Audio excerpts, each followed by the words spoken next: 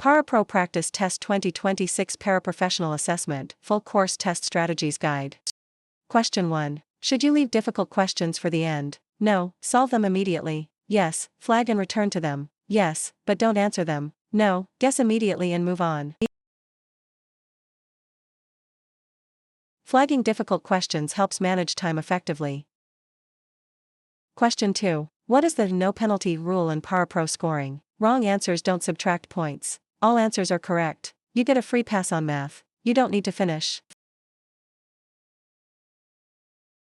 Your score is based only on correct answers. There is no penalty for guessing. Question 3. How should you use the on-screen scratch pad? To write letters to friends, for math calculations and notes, to play games, to look up answers. The scratch pad is your paper for solving problems.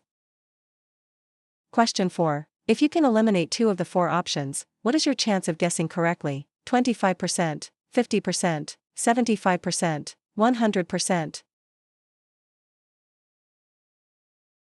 Eliminating 2 options leaves 2 possibilities, giving a 50% chance.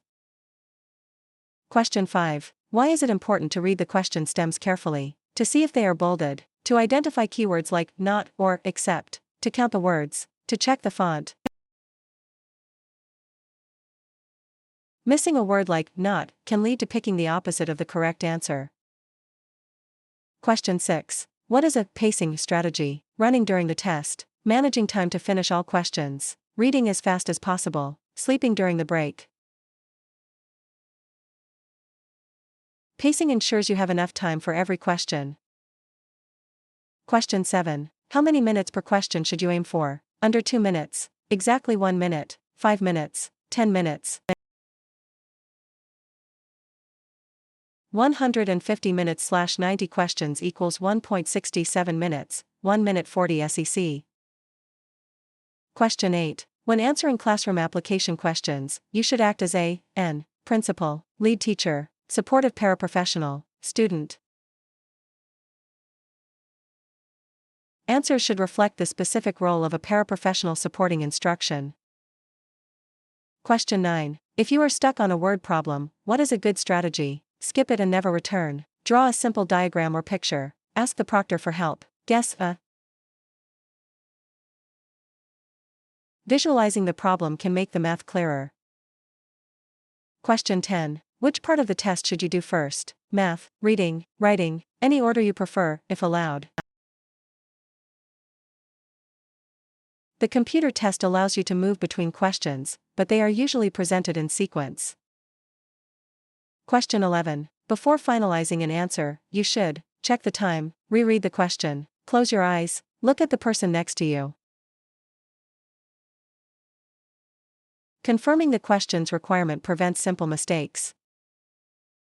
Question 12. What is process of elimination? Deleting the test software, crossing out obviously wrong choices, finishing the test early, ignoring the math section.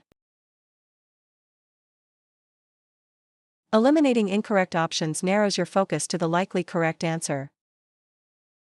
Question 13. What should you do if you finish early? Leave immediately, review your flagged answers, go to sleep, start the test over.